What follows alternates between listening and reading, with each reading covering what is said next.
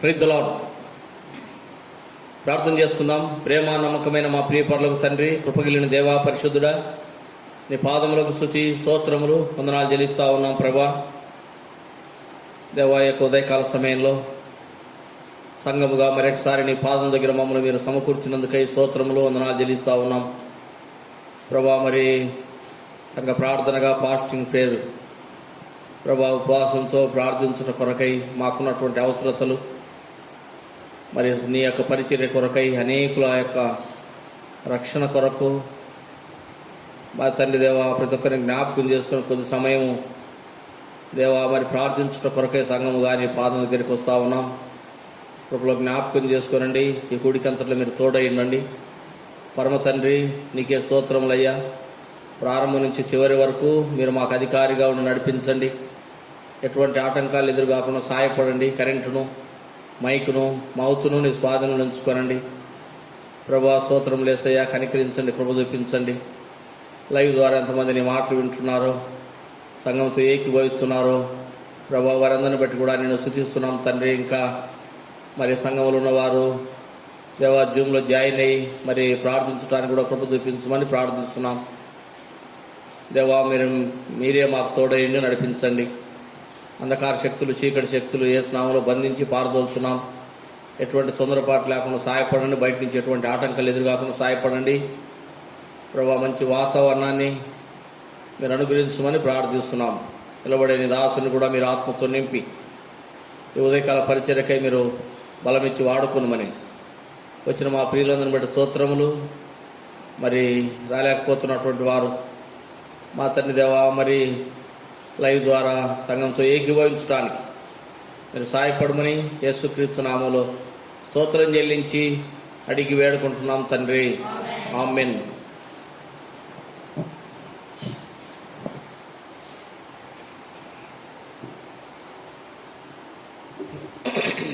పాటలు పాడుకుంటాం. పాట సంఖ్య 544. సియోను పాట పుస్తకంలో పాట సంఖ్య 544. పాత పాట బుక్లో 457. తెలుగు పాట పాడుకుంటాం. ప్రభు యేసు నా రక్షక, నొసగు కన్నుల్లో నాకు నిరతమునే నిన్ను చూడా. ప్రభు యేసు నా రక్షక, నొసగు కన్నుల్లో నాకు నిరతమునే నిన్ను చూడా. అల్పాయు నీవే, ఓమేగాయు నీవే. అల్పాయు నీవే, ఓమేగాయు నీవే. ప్రభు యేసు నా రక్షక, నొసగు కన్నులు నాకు నిరతమునే నిన్ను చూడా. ప్రభు యేసు నా రక్షక, నొసగు కన్నులు నాకు నిరతమునే నిన్ను చూడా. ప్రియుడైన యెహోవాను పాదములో, ప్రియమైన యేసుని స్వరూపము. ప్రియుడైన యెహోవాను పాదములో, ప్రియమైన యేసుని స్వరూపము. ప్రియమారాజూచి బహుధన్యుడయ్యే, ప్రియ ప్రభు నిన్ను చూడనిమ్ము. ప్రియమారాజూచి బహుధన్యుడయ్యే, ప్రియ ప్రభు నిన్ను చూడనిమ్ము. ప్రభు యేసు నా రక్షక, నొసగు కన్నులు నాకు నిరతమునే నిన్ను చూడా. ప్రభు యేసు నా రక్షక, నొసగు కన్నులు నాకు నిరతమునే నిన్ను చూడా. లెక్కలే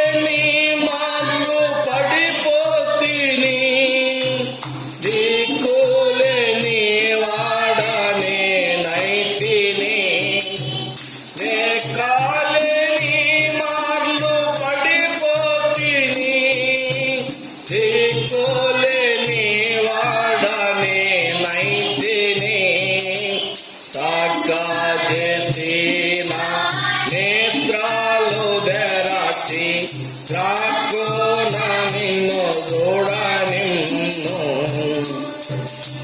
సాక్షి నా నేత్రాలు తెరచి రాకున నిన్ను చూడ నిన్ను ప్రభు యేసు నా రక్షక నొసగు కనులు నాకు నిరతమునే నిన్ను చూడా ప్రభు యేసు నా రక్షక నొసగు కనులు నాకు నిరతమునే నిన్ను చూడా ఎరిగి ఎరిగినే చెడిపోతిని యేసుని గాయమురే పీతిని ఎరిగి ఎరిగినే చెడిపోతిని యేసుని గాయమురే పీతిని పోతి నేను దృష్టి తొలగిసి దాసుడ నన్ను చూడనిమ్ము పోతి నేను దృష్టి తొలగిసి దాసుడ నన్ను చూడనిమ్ము ప్రభు యేసు నా రక్షక నొసగు కనులు నాకు నిరతమునే నిన్ను చూడా ప్రభు యేసు నా రక్షక నొసగు కనులు నాకు నిరతమునే నిన్ను చూడా ఎందాయసుని వైపు చూచేదారు పొందేదారు వెల్గుము కామునా ఎందాయసుని వైపు చూచేదారు పొందేదారు వెల్గుము కామునా పంది అంబోలేక సంతోషించు ముందుకు పరుగెత్తెదరు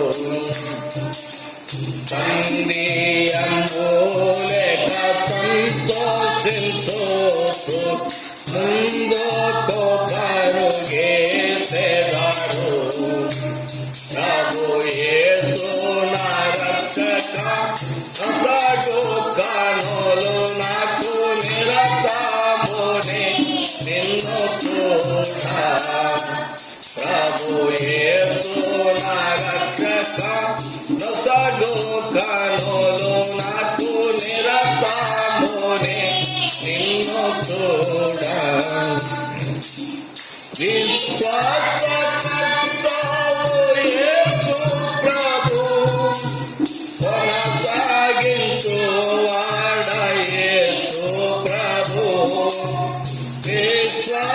విశ్వాసకర్తవు యేసు ప్రభు కొనసాగించు వాడ యేసు ప్రభు వినయముతో నేను నీ వైపు చూస్తూ విసుకాక పరుగెత్తనేపు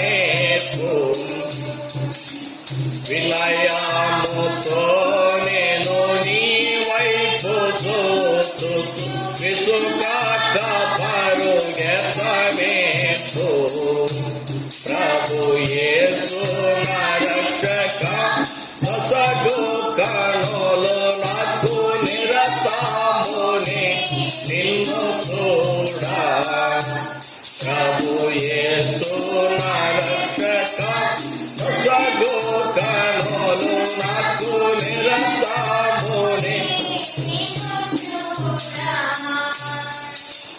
కంటికి కనబడని వెన్నీయో చెవికి వినబడని వెన్నీయో కంటికి కనబడని వెన్నీయో చెవికి వినబడని వెన్నీయో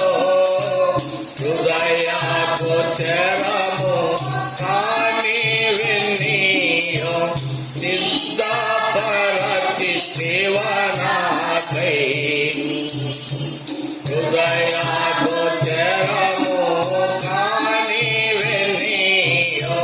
సీతాపరచితివనాకై ప్రభు యేసు నా రక్షక నొసగు కనులు నాకు నిరతముని నిన్ను చూడ ప్రభు యేసు నా రక్షక నొసగు కనులు నాకు నిరతముని నిన్ను చూడ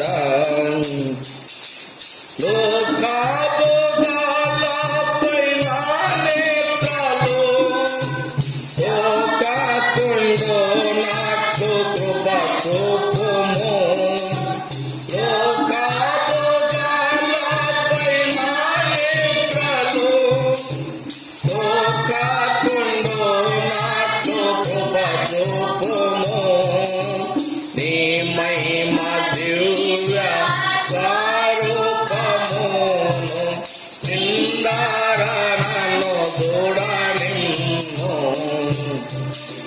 నీ మహిమ దివ్య స్వరూపమును నిందారను చూడనిమ్ము ప్రభు యేసు నా రక్షక నొసగు కనులు నాకు నిరతముని నిన్ను చూడ ప్రభు యేసు నా రక్షక నొసగు కనులు నాకు నిరతముని నిన్ను చూడ అల్పాయు నీవే ఓమేగాయు నీవే అల్పాయు నీవే ఓమేగాయు నీవే ప్రభు యేసు నా రక్షక నొసగు కనులు నాకు నిరతముని నిన్ను చూడ ప్రభు యేసు నా రక్షక నొసగు కనులు నాకు నిరతముని నిన్ను చూడ. ప్రార్థన చేసుకుందాం. మహిమ కలిగిన తండ్రి, కృప కలిగిన దేవా, స్తోత్రములు ప్రభా.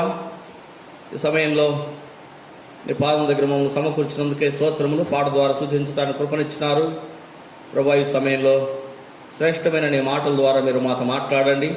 నిలబడే మీ దాసుని మీ నోటికి బూరగా మీరు వాడుకోనండి.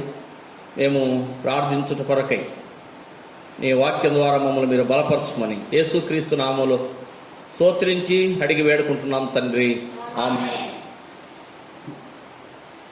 ఇలారా ఉదయకాలము మనము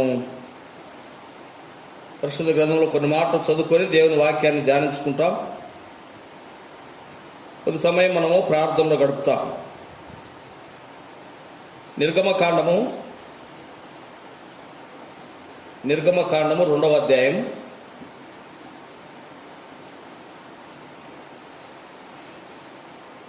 23, 24, 25 3 వచనాలు కలిసి చదువుకుంటాం.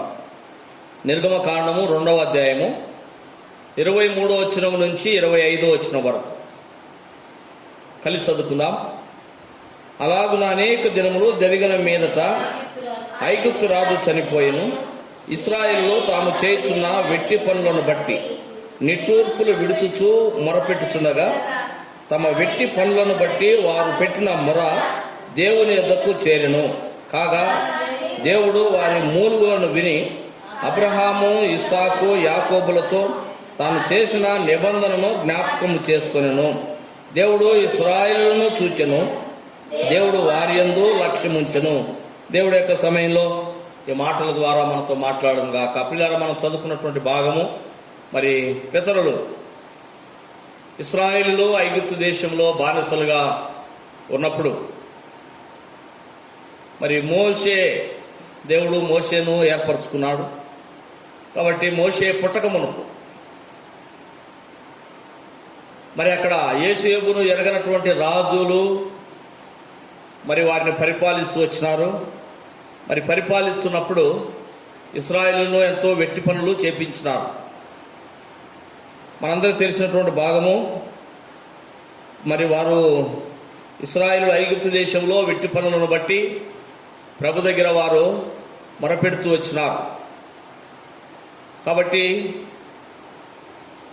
మరి ఇక్కడ మనం జ్ఞాపకం చేసుకుంటా ఉన్నాము. 23వ వచనము మొదటి భాగంలో, అలాగున అనేక దినములు జరిగిన మీదట ఐగుప్తు రాజు చనిపోయినాడు. కనుక ఇక్కడ మోషే అప్పుడు పుట్టినాడు. అయితే మరి ఆ యొక్క దినాల్లో వారు ఎంతగానో ఇశ్రాయేలు మరి ఎంతో విశ్వాసంతో ప్రభు వైపు చూస్తూ వచ్చినారు. ఐగుప్తు రాజులు ఇక్కడ అంటా ఉన్నాడనమాట. నిర్గమకాండము మొదటి అధ్యాయము 8వ వచనంలో, అప్పుడు యోసేపును ఎరగని క్రొత్త రాజు ఐగుప్తును ఏలనారంభించినాడు. మరి అప్పుడు ఐగుప్తును యోసేపును ఎరగనటువంటి రాజులు పరిపాలిస్తున్నప్పుడు వారిని ఎంతో మరి శ్రమ పెడుతూ వచ్చినారు ఇశ్రాయేలు. మరి వారికి పెట్టినటువంటి శ్రమలు, మరి ఇశ్రాయేలు యొక్క జనము అభివృద్ధి కాకుండా అడ్డుపడుతూ వచ్చినారు. మరి వారితోటి వెట్టి పనులు చేపిస్తూ వచ్చినారు. ఈ విధంగా వారు ఇశ్రాయేలు ఏం చేసినారంటే ఆ యొక్క వెట్టి పనులను బట్టి వారు దేవుని దగ్గర వారు ప్రార్థించినట్టుగా మనం చూస్తూ ఉన్నాం. నిర్గమకాండము 2వ అధ్యాయం మనం చదువుకున్న భాగం 3వ వచనంలో, ఇశ్రాయేలు తాము చేయుచున్న వెట్టి పనులను బట్టి నిట్టూర్పులు విడుచుతో మొరపెట్టుచుండగా, కనుక వారి యొక్క వెట్టి పనులను బట్టి వారి యొక్క శ్రమ ఎదురవుతున్నప్పుడు కనుక పరిపాలించేటటువంటి వారు వారి మీద ఎంతగానో వారిని ఎంతో కష్టపెడుతూ వచ్చినారు. అక్కడ ఉన్నటువంటి అధికారులకు లేక అక్కడ ఉన్నటువంటి ప్రభుత్వం వారికి ఎవరికి కూడా వారి యొక్క బాధలు చెప్పుకోవాలంటే అవకాశం లేకుండా ఉంది. ఎందుకంటే మరి వీరేమో అన్ని దేశంలో వారై ఉంటా ఉన్నారు. కాబట్టి వారు ఆ యొక్క పరిపాలకులు మరి ఎవరు కూడా వీరి మాట వినలేరు. కాబట్టి వీరు అనగా ఇశ్రాయేలు ఏం చేస్తున్నారంటే ఆ యొక్క వెట్టి పనులను బట్టి ప్రభు దగ్గర వారు మొరపెడుతూ వచ్చినారు, నిట్టూర్పులు విడిచినారు. కనుక ఇక్కడ మనం చదువుకున్నాం అనమాట. వెట్టి పనులను బట్టి వారు దేవుని దగ్గర నిట్టూర్పులు విడుచుతూ మొరపెట్టుచుండగా దేవుడు ఏం చేసినాడు? తమ వెట్టి పనులను బట్టి వారు పెట్టిన మొర దేవుని యొద్దకు చేర్చబడ్డది. కాబట్టి వారు పెట్టినటువంటి మొర దేవుని దగ్గరికి వారి యొక్క ప్రార్థనలు చేర్చబడ్డాయి. అనగా వీళ్ళరా ఇశ్రాయేలు ఆ సమయంలో చేసినటువంటి ప్రార్థన దీనదశలో వారు ప్రార్థిస్తూ వచ్చినారు. సహాయం కొరకు వారు ప్రార్థిస్తూ వచ్చినారు. ఆ దేశంలో ఎవరు కూడా వారికి సహాయం చేసేవారు లేరు. ప్రత్యేకంగా అక్కడ ఉన్నటువంటి ప్రభుత్వం వారు వీరిని ఎంతో హింసించాలని లేక వీరిని ఎంతో బాధ పెడుతూ ఆ రాజు పరిపాలిస్తూ ఉన్నాడు. అటువంటి పరిస్థితులలో కనుక వారు ఎవరికి కూడా వారి యొక్క బాధను చెప్పగలేరు కదా. ఆ బాధలు వారు ఎంత పోయి వారు చెప్పినా కూడా ఆ ఇశ్రాయేలు ఆ యొక్క ఐగుప్తీయులు అర్థం చేసుకోవటం లేదు. ఇంకా వీరిని ఇంకా కఠినంగా హింస పెడతా ఉన్నారు. కాబట్టి ఆ సమయంలో వారు ఏం చేసినారు? వారు దేవుని దగ్గర వారు ప్రార్థిస్తూ వచ్చినారు. వారి ప్రార్థనలు దేవుని దగ్గరికి చేర్చబడ్డాయి. వారు అటువంటి శ్రమలో ప్రార్థించినప్పుడు సహాయం కొరకు ఎప్పుడైతే వారు ప్రార్థించినారో దేవుడు వారి యొక్క ప్రార్థన ఆలకించినాడు. కాబట్టి ఉదయకాల సమయంలో ఎప్పుడైతే మనము మన యొక్క పరిస్థితులు శ్రమ లోకంలో జీవిస్తున్నటువంటి మనము ఇలారా ఎటువంటి పరిస్థితులు మనకు ఎదురైనా కూడా ఎప్పుడైతే మనం ప్రభు దగ్గర ప్రార్థిస్తామో మన ప్రార్థన ఆయన దగ్గరికి చేర్చుకుంటాడు. ఆయన వింటాడు. కాబట్టి మనము ఆయన సహాయం కొరకు మనం ప్రార్థించాలి. ఇక్కడ ఇశ్రాయేలులో వెట్టి పనులను బట్టి వారు నిట్టూర్పులు విడుస్తూ ఉన్నారు. ప్రభు దగ్గర వారు ప్రార్థిస్తూ ఉన్నారు. ఆ ప్రార్థన ప్రభు దగ్గరికి చేర్చబడ్డది. 24వ వచనంలో చూస్తూ ఉన్నాము. కాగా దేవుడు వారి మూలుగులను విని అబ్రహాము, ఇస్సాకు, యాకోబులతో తాను చేసిన నిబంధనను జ్ఞాపకం చేసుకున్నాడు, తన నిబంధనను జ్ఞాపకం చేసుకున్నాడు. ప్రభు తన సేవకుడైనటువంటి లేక తన యొక్క స్నేహితుడైనటువంటి అబ్రాహాముకి ఇచ్చినటువంటి వాగ్దానమును, ఆ నిబంధన ఆయన జ్ఞాపకం చేసుకున్నాడు. అలాగా ఆయన ఇచ్చినటువంటి మాట ప్రభు జ్ఞాపకం చేసుకున్నాడు.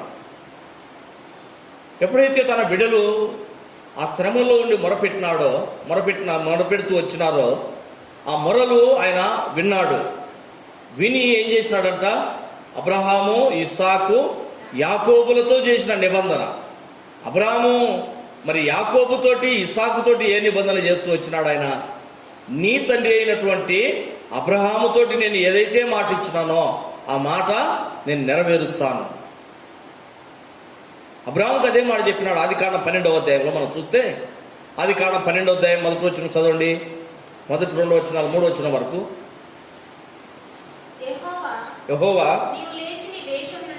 నీవు లేచి నీ దేశము నుండి, నీ బంధువుల యొద్ద నుండి, తండ్రి ఇంటి నుండి బయలుదేరి నేను నీకు చూపించు దేశమునకు వెళ్ళుము.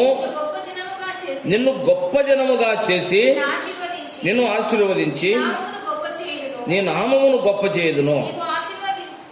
నీవు ఆశీర్వదించు వారిని, నిన్ను ఆశీర్వదించు వారిని ఆశీర్వదించదను, నిన్ను దూషించు వారిని శపించదను.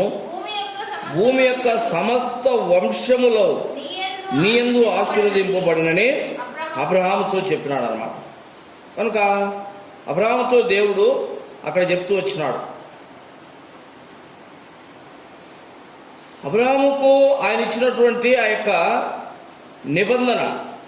నిబంధన, ఆయన జ్ఞాపకం చేసుకుని, ఇక్కడ ఇశ్రాయేలీయులు ఐగుప్తు దేశంలో వారు అక్కడ ఉన్నటువంటి రాజులు పెడుతున్నటువంటి ఆ శ్రమలలో నిట్టూర్పులు విడిచినప్పుడు ఆ ప్రార్థన ప్రభు దగ్గరికి చేర్చబడ్డది. ప్రభు తన యొక్క స్నేహితుడు లేక మరి అబ్రహాముకి ఇచ్చినటువంటి ఆ వాగ్దానమును, నిబంధనను ఆయన జ్ఞాపకం చేసుకున్నాడు. ప్రియులారా, అందుకే అంటా ఉన్నాడు, కాగా దేవుడు వారి మూలుగులను విన్నాడు. కాబట్టి మనము దేవుని బిడ్డలైనటువంటి మనం ఏం చేయాలంటే,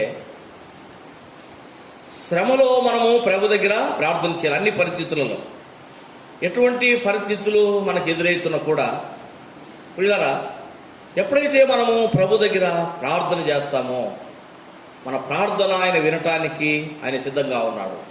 ఆయన మనకు బహుమానం లేక ఉత్తరం ఇవ్వటానికి ఆయన సిద్ధంగా ఉన్నాడు. కాబట్టి ఇశ్రాయేలులో పెట్టినటువంటి మూలుగులను ఆయన విన్నాడు. అబ్రహాము, ఇస్సాకు, యాకోబులతో చేసినటువంటి నిబంధన ఆయన జ్ఞాపకం చేసుకున్నాడు, వాటిని విడిపించుట కొరకై. నిర్గమకాండములో ఒక మాట కూడా జ్ఞాపకం చేసుకుంటాం. 6వ అధ్యాయము 5వ వచనం. ఐగుప్తీయులు దాస్యత్వమునకు లోబరిచి ఉన్న ఇశ్రాయేలీల మూలుగులను విని నా నిబంధనను జ్ఞాపకము చేసుకొని ఉన్నాను. చూడండి, ఇక్కడ ప్రభు అంటున్నాడు అనమాట. ఐగుప్తీయులు దాస్యత్వమునకు లోబరిచి ఉన్న ఇశ్రాయేలీలు. ఐగుప్తులు ఏం చేసినారంటే ఇశ్రాయేలీలను దాస్యత్వానికి లోపరుచుకున్నారు. యోసేపు చనిపోయిన తర్వాత యోసేపును ఎరుగనటువంటి రాజులు వచ్చి పరిపాలిస్తూ ఆ ఫరో ఏం చేసినాడంటే, అక్కడ ఇదిగో ఇశ్రాయేలీలు వీరు మరి వారి సంఖ్య పెరిగిపోతే మన శత్రువులతో మనకు యుద్ధము జరుగుతున్నప్పుడు వీరు వారితో కలిసేసి మన మీదికి యుద్ధానికి వస్తారేమో. కాబట్టి వీరిని ఏం చేయాలంట, వీరిని మనము దాస్యత్వంలో మన కింద ఉంచుకోవాలి. మన యొక్క దేశంలో మరి ఆ యొక్క దాస్యపు పనులు చేసడానికి వారిని వాడుకోవాలని అక్కడ రాజు ఆ యొక్క ఇశ్రాయేలీయులను ఐగుప్తీయులు దాస్యత్వానికి వారు లోపరుచు వచ్చినారు. యోసేపు చనిపోయిన తరువాత ప్రభు అంటా ఉన్నాడు ఇక్కడ, ఐగుప్తీయులు ఇశ్రాయేలీయులను దాస్యత్వమునకు లోబరిచి ఉన్న, ఐగుప్తీయులు దాస్యత్వమునకు లోబరిచి ఉన్న ఇశ్రాయేలుల మూలుగులను విని నా నిబంధనను జ్ఞాపకము చేసుకొని ఉన్నాను. కనుక ప్రియులారా, ఎవరిక్కడ దాస్యత్వానికి అప్పచెప్పింది? ఎవరు దాస్యత్వంలో వారిని పెట్టుకున్నారు? ఐగుప్తీయులు ఇశ్రాయేలు దాస్యత్వంలో పెట్టుకున్నారు. ఎప్పుడైతే ఆ దాస్యత్వంలో వారు ఆ శ్రమను అనుభవిస్తూ ప్రభు దగ్గర ప్రార్థిస్తూ వచ్చినాడో, వారి ప్రార్థనలు దేవుడు విన్నాడు. కనుక మన జీవితాల్లో ప్రియమైనటువంటి వారు, శత్రువాడు అనేక సందర్భాల్లో మరి మనల్ని ఆ విధంగా తన చేతిలో చిక్కించుకోవడానికి ప్రయత్నం చేస్తూ ఉన్నాడు. లేక తన చేతిలో మనం ఉంటా ఉన్నామేమో, అధికారమును బట్టి, లేక ఇంకా ఎన్నెన్నో విధాలుగా సాతాను వాడు మన మీద పరిపాలన ప్రభుత్వం చేస్తూ దేవుని బిడ్డలైనటువంటి వారిని దాస్యత్వం కింద ఉంచుతా ఉన్నాడు. అటువంటి పరిస్థితుల్లో మనం చేయవలసింది ఏంటిది? ప్రభు దగ్గర ప్రార్థన చేయడం. ప్రభు అంటా ఉన్నాడు ఇక్కడ, ఐగుప్తీయులు దాస్యత్వమునకు లోబరిచినటువంటి ఇశ్రాయేలుల యొక్క మూలుగులను నేను విని నా నిబంధన నేను జ్ఞాపకం చేసుకున్నాను. ప్రభు ఏం చేసినాడంట? నిబంధన జ్ఞాపకం చేసుకొని వారి మూలుగులను విని వారిని ఆ శ్రమలలో నుంచి విడిపించటానికి మోషేను అక్కడ జన్మింపజేసినాడు, లేక మోషేను అక్కడ ఏర్పాటు చేసుకున్నాడు. మోషే జన్మించిన తర్వాత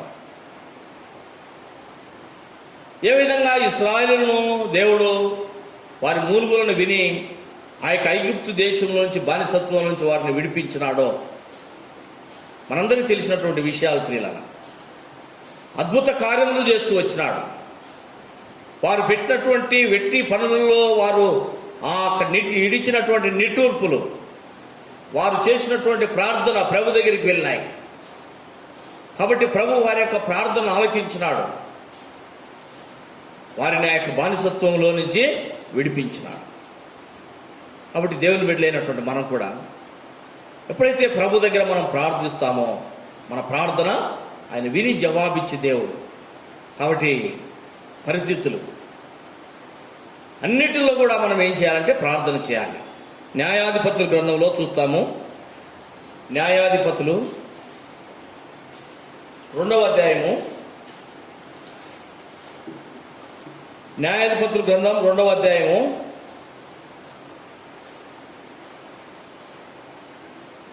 16వ వచనం చదవండి.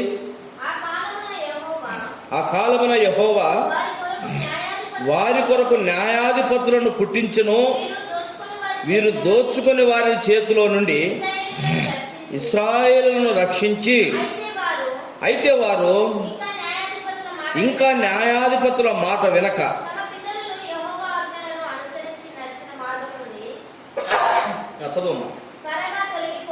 త్వరగా తొలగిపోయి వాటికి నమస్కరించి తమ పితరులు ఆ ఆజ్ఞలను అనుసరించినట్లు వారు నడవకపోయిరి. తమ శత్రులు తమను బాధింపగా వారు విడిచిన నిట్టూర్పులు యెహోవా విని సంతాపించి వారి కొరకు న్యాయాధిపతులను పుట్టించి ఆయా న్యాయాధిపతులకు తోడయుండి వారి దినములన్నిటిను వారి శత్రువుల చేతుల నుండి ఇశ్రాయేలును రక్షించినాడు. కనుక ప్రియులారా, ఇశ్రాయేలును దేవుడు మరి ఏర్పరచుకున్నాడు. ఇక్కడ మనం చూస్తా ఉన్నాం, ఐగుప్తు దేశంలో వారు మరి వెట్టి పనుల్లో నిట్టూర్పులు విడిచి వచ్చినారు. ఆ నిట్టూర్పులు విడిచినప్పుడు దేవుడు వారి యొక్క మొరలు విన్నాడు, వారి మూలుగులు విన్నాడు. మోషేను ఏర్పాటు చేసుకున్నాడు. ఐగుప్తు బానిసత్వంలో నుంచి వారిని విడిపించినాడు. కానాను దేశానికి వారిని నడిపిస్తా ఉన్నాడు. వారు ఏం చేస్తూ వచ్చినారు? ఈ ఇశ్రాయేలీయులు కనుక దేవుడు వారికి చేస్తున్నటువంటి మేలులను మరిచి ప్రభువును వారు మరిచిపోతూ వచ్చినారు. అనేక సందర్భాల్లో ప్రభువు వారి పట్ల చేస్తున్న కార్యమును మరిచిపోతూ వారు ఏం చేసినారంట? అన్యులతో సహవాసం చేస్తూ వచ్చినారు. లోకముతో మరి వారు లోక మనుషులతో కలిసిపోతా ఉన్నారు. ప్రియమైనటువంటి వారారా, అటువంటి పరిస్థితులలో దేవునికి వారు వారి యొక్క ప్రవర్తనను బట్టి దేవునికి వారి కోపం తెప్పించినారు. అటువంటి పరిస్థితులలో చూడండి, ఇక్కడ మనం జ్ఞాపకం చేసుకున్నాం. ఆ కాలమున న్యాయాధిపతులు 2:16, ఆ కాలమున యెహోవా వారి కొరకు న్యాయాధిపతులను పుట్టించెను, వీరు దోచుకుని వారి చేతిలో నుండి ఇశ్రాయేలును రక్షించిరి. ఏం చేస్తారంట? న్యాయాధిపతులు దోచుకుని వారి చేతిలో నుండి ఇశ్రాయేలును రక్షించినాడు. ఎవరు దోచుకునేవాడు? పిల్లరా, విశ్వాసులు దోచుకునేవాడు సాతానుడు. దేవుడు మనల్ని లోకంలో నుంచి లేక లోక పాపంలో నుంచి మనల్ని రక్షించినాడు. ఎప్పుడైతే పాపములో నుండి ఆ యొక్క శ్రమలో నుంచి మనం మొరపెట్టినామో, ఆ మొరను మనం ఆలకించి, మన మొరలో ఆయన ఆలకించి ఆ యొక్క శత్రువు అయినటువంటి సాతాను చేతిలో నుంచి మనల్ని విడిపించి మనకెంతో భద్రత ఆయన అనుగ్రహించినాడు.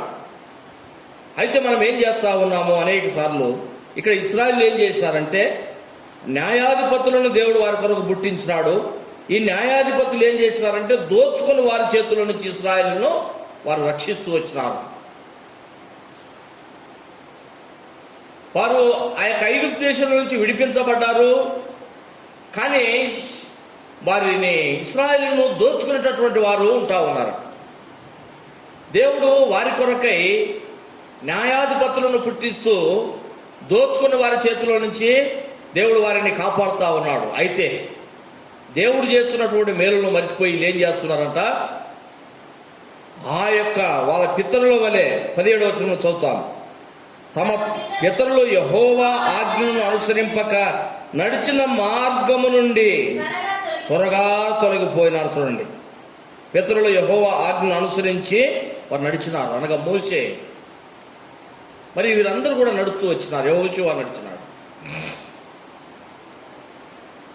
కనుక వారి యొక్క మార్గములో నడవక ఏమైపోతున్నారంట? త్వరగా తొలగిపోయి లోకములో పడిపోతా ఉన్నారు. అయితే అటువంటి సమయంలో వారి యొక్క అవిధేయతను బట్టి వారి మీదకి వచ్చినటువంటి ఆ యొక్క శిక్ష, కోపం, మరి అటువంటి పరిస్థితుల్లో కూడా వారు ఏం చేసినారంట? వారి తప్పిదములు వారు ఒప్పుకుంటూ వచ్చినారు. త్వరగా తొలగిపోయేసి వారు దేవుని యొక్క ఆజ్ఞను వారు అతిక్రమిస్తూ వచ్చినారు. అప్పుడు వారు ఏం చేసినారంట? అయితే అటువంటి పరిస్థితుల్లో దేవుడు వారిని శ్రమ పెట్టినాడు. ఎప్పుడైతే మనము దేవుని మాట వినకుండా ఉంటామో పిల్లరా, కనుక దేవునికి ఎప్పుడైతే మనం కోపం తెప్పిస్తామో అప్పుడు విశ్వాసులు కూడా దేవుడు కొన్ని శ్రమలు తెచ్చి పెడతా ఉంటాడు అన్నమాట. అటువంటి పరిస్థితుల్లో ఏం చేయాలి? దేవుని దగ్గరికి మరలా తిరిగి రావాలి. లేకపోతే ఏమి ఎందుకు జరుగుతా ఉందన్న విషయాన్ని విశ్వాసి గ్రహించి తప్పిదములను బట్టి ప్రభు దగ్గర క్షమాపణ అడగాలి. ఇక్కడ ఇశ్రాయేలు ఏం చేస్తున్నారంట? తమ శత్రువులు తమను బాధింపగా వారు మరలా అక్కడ దేవుని దగ్గరికి వచ్చి మొరపెడతా ఉన్నారు. ఏమని మొరపెడుతున్నారు? ఇక్కడ ఏమని మొరపెట్టినారు ఇశ్రాయేలీలు? మొదటిసారి అయితే అక్కడ ఐగుప్తు దేశంలో ఉన్నప్పుడు ఆ యొక్క వెట్టి పనుల్లో నుంచి వారు మొరపెడుతూ వచ్చినారు. అక్కడ రాయబడ్డది, ఐగుప్తు దేశంలో ఇశ్రాయేలును అక్కడ రాజులు వారు దాస్యత్వం కిందికి పెట్టినారు. నిర్గమకాండము 2వ అధ్యాయంలో మనం చదువుకున్నాం. యోసేపును ఎరగనటువంటి రాజు పరిపాలిస్తూ వారిని దాస్యత్వములోకి అప్పజెప్పినాడు. నిర్గమకాండము 6వ అధ్యాయం 5వ వచనం చదువుకున్నాం. ఐగుప్తీయులు దాస్యత్వములకు అప్పజెప్పినటువంటి ఇశ్రాయేలు యొక్క మూలుగులను నేను విన్నాను. ఎందుకు దాస్యత్వానికి అప్పజెప్పినారు? ఇదిగో ఇశ్రాయేలు మరి వారు సంఖ్య పెరిగిపోతే ఇతరుల దేశం మీదకి లేక ఇతరుల రాజుల మీదకి మనం యుద్ధం జరుగుతున్నప్పుడు మనతో ఉన్నటువంటి ఇశ్రాయేలు పోయి వాళ్ళతో కలిసిపోయి మన మీదకి యుద్ధానికి వస్తారేమో. కాబట్టి వీరు అభివృద్ధి చెందకూడదు, వీరు సంతానం అభివృద్ధి చెందకూడదు. కాబట్టి మగపిల్లలను చంపేయాలి, ఆడవారిని బ్రతికించాలి, వీరందరూ కూడా మనకు దాసులుగా ఉండాలి. ఇటుకలు చేసేటోళ్ళు, తర్వాత గోడలు కట్టేటోళ్ళు, ఈ విధంగా అన్నమాట. అది అక్కడ రాజుల యొక్క మరి అక్కడ పరిపాలించినటువంటి వారు పెట్టినట్టు దాస్యత్వానికి గురి చేసుకున్నారు అన్నమాట. అయితే వారిని విడిపించడానికి దేవుడు ఏం చేసినాడు? మోషే అహరోనులను ఏర్పాటు చేసినాడు. తర్వాత మోషే చనిపోయిన తర్వాత యెహోషువని ఏర్పరచుకున్నాడు. ఈ విధంగా యెహోషువ చనిపోయిన తర్వాత ఏం చేసినాడంట, దేవుడు న్యాయాధిపతులను పుట్టిస్తూ వచ్చినాడు. న్యాయాధిపతుల గ్రంథం 1వ అధ్యాయము 1వ వచనంలో చదవండి. యెహోషువ మృతి పొందిన తరువాత ఇశ్రాయేలీయులు కనానీయులతో యుద్ధము చేయుటకు తమలో నెవరు ముందుగా వారి మీదకి పోవాలనని, కనుక ఇక్కడ యెహోషువ మృతి నొందిన తరువాత వారిని నడిపించడానికి ఏం చేసినాడంట, దేవుడు న్యాయాధిపతులను పుట్టించినాడు. ఆ కనాను దేశం మీదకి యుద్ధానికి పోవాలి ఇశ్రాయేలీయులు. ఆ దేశాన్ని వారు స్వాధీనపరచుకోవాలి. కాబట్టి అక్కడ దోచుకున్నటువంటి వారి చేతుల నుంచి వారిని విడిపించడానికి దేవుడు న్యాయాధిపతులను పుట్టించి వారి చేతుల నుంచి మరి శత్రుల చేతుల నుంచి వారిని విడిపిస్తా ఉన్నారు. అయితే అక్కడ ఏం చేస్తున్నారు ఇశ్రాయేలీయులు? పితరులు నడిచినట్టుగా దేవుని యొక్క ఆజ్ఞను అనుసరించి వారు నడవక, వారు దేవుని యొక్క ఆజ్ఞ నుంచి తొలగిపోయి ఏం చేస్తున్నారంట, లోకములో ఉన్నటువంటి పాపము చేస్తా ఉన్నారు, వ్యభిచారం చేస్తున్నారు, విగ్రహారాధనకు గురైపోయినారు. అటువంటి వారి మీదకి ఏమొచ్చిందట, దేవుని యొక్క కోపం వచ్చింది. ఈ న్యాయాధిపతులు 2వ అధ్యాయంలో మనం చదువుకున్నటువంటి భాగము మరి 18వ వచనం అంటా ఉన్నారు, తమ శత్రువులు తమను బాధింపగా వారు విడిచిన నిట్టూర్పులు. ఎందుకు శత్రువులు బాధిస్తా ఉన్నారు? అక్కడ ఈ న్యాయాధిపతుల గ్రంథంలో ఎందుకు శత్రువులు ఇశ్రాయేలును బాధిస్తా ఉన్నారంటే, వారి యొక్క అవిధేయత, దేవుని మాట వినకపోవటాన్ని బట్టి దేవుని కోపము ప్రియులారా. అన్యుల చేతికి దేవుడు వారిని అప్పగించినాడు. వారు అక్కడ వారిని బాధ పెడతా ఉన్నారు. అయితే వారు ఏం చేసినారంట, వారి బాధను లేక వారి యొక్క తప్పిదములను తెలుసుకొని ప్రభు దగ్గరికి వచ్చేసి క్షమాపణ అడిగి వారు ప్రార్థిస్తా ఉన్నారు. ప్రభువా, మా తప్పిదములు ఉన్నాయి, మా తప్పిదములను క్షమించు. కాబట్టి వారు ప్రభు దగ్గరికి వచ్చి ఆ విధంగా వారు మొరపెడతా ఉన్నారు. పిల్లలు వారి యొక్క తప్పిదములు వారు తెలుసుకున్నారు. ప్రభు దగ్గరికి వచ్చి ఏం చేశారంట, వారు సంతాపించినారు, సంతాపడ్డారు, పశ్చాత్తాపడతా ఉన్నారు, నిట్టూర్పులు విడుస్తూ ఉన్నారు.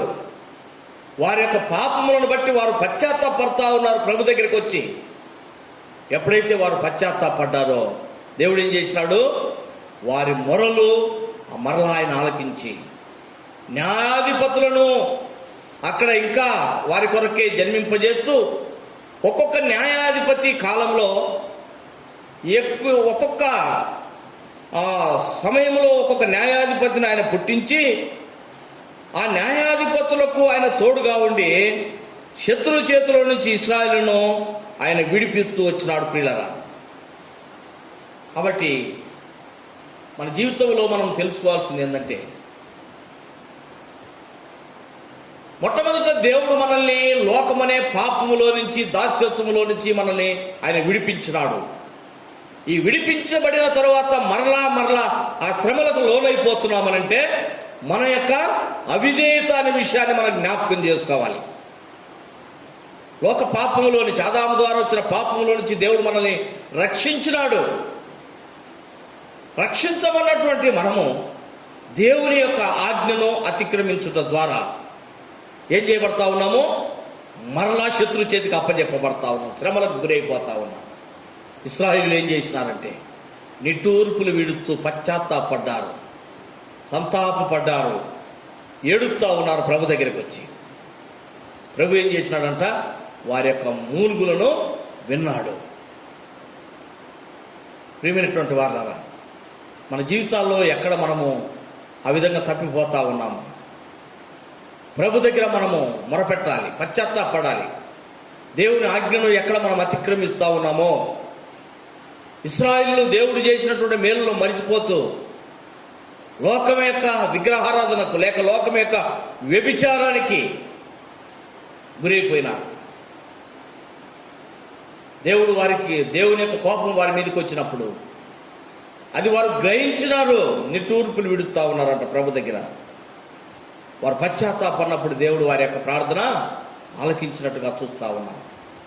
కాబట్టి మన జీవితాల్లో మనం ఏ విధంగా ఉండాలి, దావీదు రాసిన 38వ కీర్తనలో దావీదు ప్రభు దగ్గర పశ్చాత్తాపడుతున్న విషయాన్ని మనం జ్ఞాపకం చేసుకుంటాం ప్రియులారా. దావీదు రాసిన 38వ కీర్తన మొదటి వచనం, యెహోవా కోపోద్రేకము చేత నన్ను గద్దింపకము, నీ ఉగ్రత చేత నన్ను శిక్షించకము, నీ బాణములు నాలో గట్టిగా నాటి ఉన్నవి, నీ చెయ్యి నా మీద భారముగా ఉన్నది. ప్రియులరా, ఇక్కడ దావీదంటా ఉన్నాడు అన్నమాట, ఓ దేవా కోపోద్రేకము చేత నన్ను గద్దింపకము,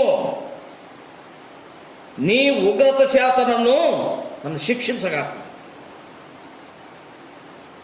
అంటే తన యొక్క తప్పిదము తాను గ్రహించగలిగినాడు దావీదు.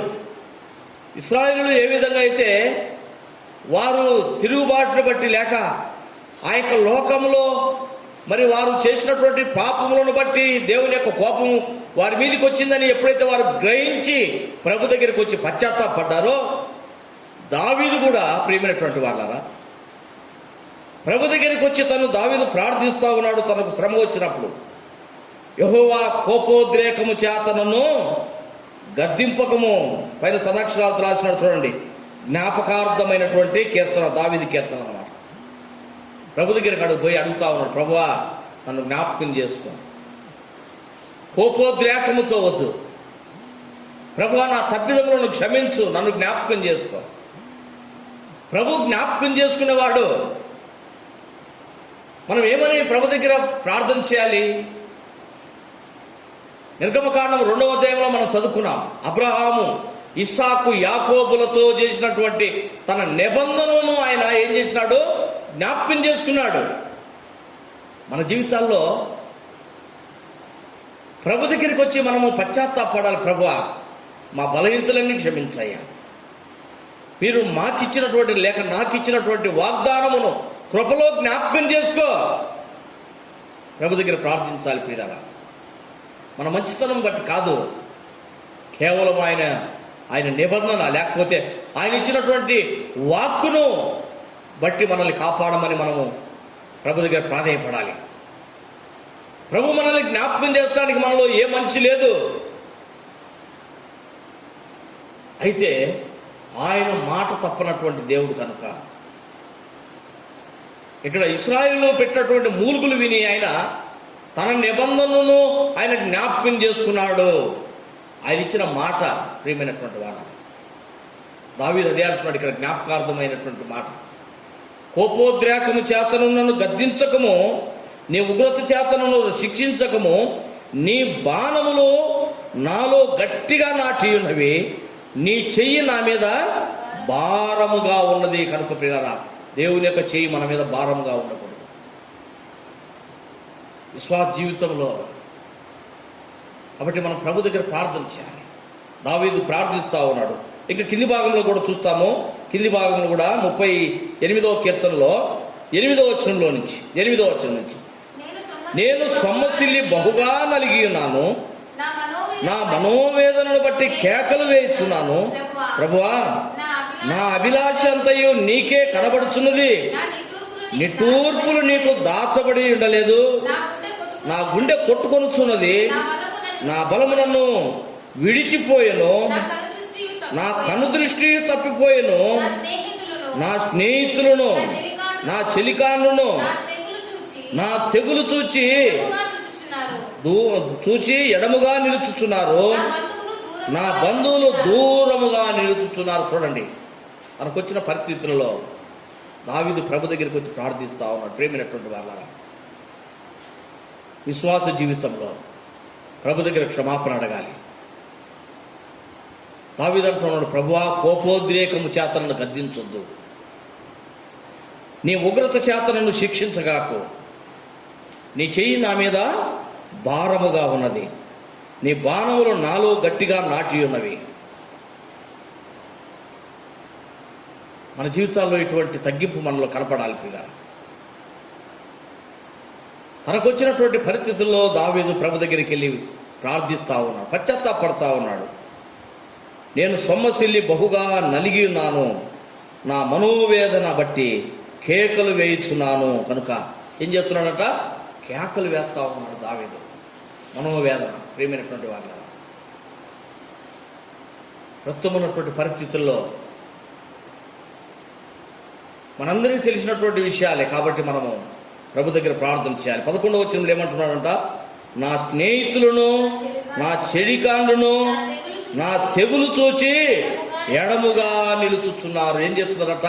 స్నేహితులు, బంధువులు, కుటుంబం వారు ఉన్నటువంటి వైరస్ను బట్టి ఒకవేళ పాజిటివ్ రిపోర్ట్ వచ్చిందని కనుక తెలిస్తే ఏమైపోతున్నారట? అందరు ఎడమే, స్నేహితులు ఎడమే, కుటుంబం వారు ఎడమే. ప్రియమైనటువంటి సహోదరుడా సహోదరి, ప్రభువును అంగీకరించినటువంటి నీవు, లేకపోతే ఇంకా ప్రభువును అంగీకరించకుండా ఉంటున్నావా? వాక్యం వింటూ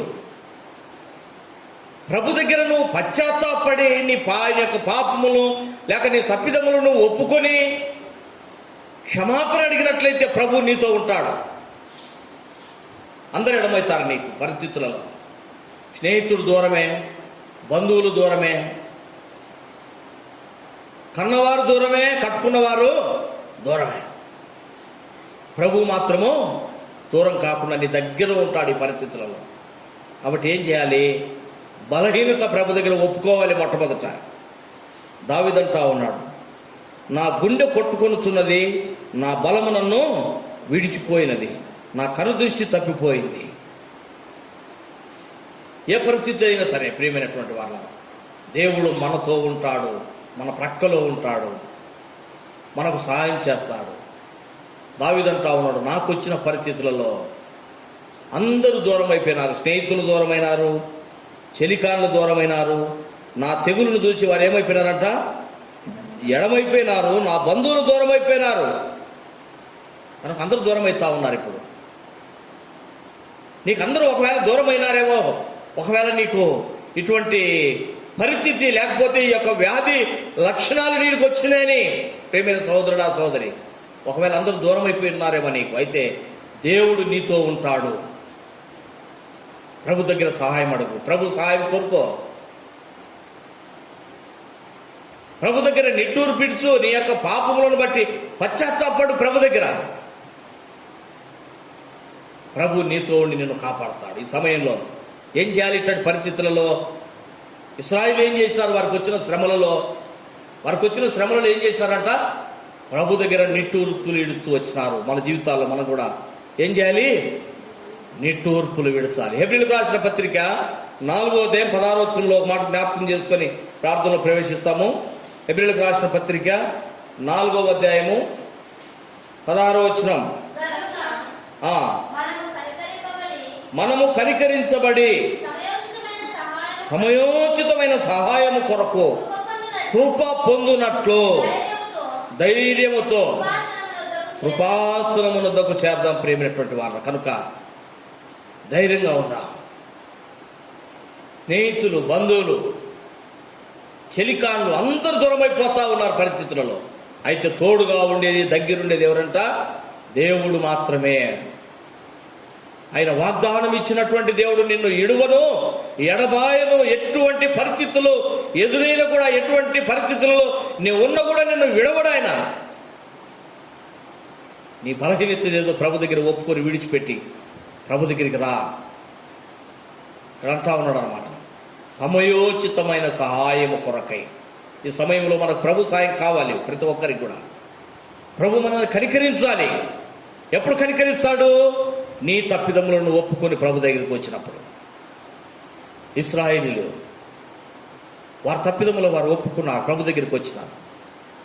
దావీదంటా ఉన్నాడు, ప్రభువా, కోపోద్రేకం చేత నన్ను గద్దించగా, నీ ఉగ్రత చేత నన్ను శిక్షించగాకు, నా తప్పిదములను క్షమించు, నీ కనికరము నా మీద చూపెట్టు, నీవిచ్చినటువంటి వాగ్దానమును, నీ నిబంధనను జ్ఞాపకము చేసుకో ప్రభు అంటా ఉన్నాడు. అబ్రాహాము, ఇస్సాకు, యాకోబులకు ఇచ్చినటువంటి నిబంధన నేను జ్ఞాపకం చేసుకుంటా ఉన్నాను. ప్రియమైన వాళ్ళ, దేవుడు నీకు ఇచ్చినటువంటి వాగ్దానం ప్రభు జ్ఞాపకం చేసుకుంటాడు. నువ్వు పశ్చాత్తాపడ్డప్పుడు ప్రభు నిన్ను కనికరిస్తాడు. నీకు ఇచ్చినటువంటి వాగ్దానము నీ జీవితంలో ఆయన నెరవేరుస్తాడు. సమయోచితమైన సహాయం కొరకై ప్రభు దగ్గర మోకరేను ప్రార్థించు. ఈ విధంగా మనం కొద్ది సమయం ప్రభు దగ్గర నిట్టూర్పులు విడుదాం, మొరపెడదాం, పశ్చాత్తాపడదాం. దేవుడు మన ప్రార్థన ఆలకించి ప్రతిఫలం ఇస్తాడు. దేవుడు కొన్ని మాటలు దీవించును గాక.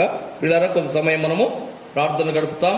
మరి ఈ దినాల్లో ఉన్నటువంటి పరిస్థితులను బట్టి మరి ఎంతోమంది ప్రభు పిల్లలు కూడా మరి యొక్క వైరస్ బారిన ఉంటా ఉన్నారు. వారి కొరకు కూడా మీకు తెలిసిన వారందరి కొరకు మీరు ప్రార్థించండి.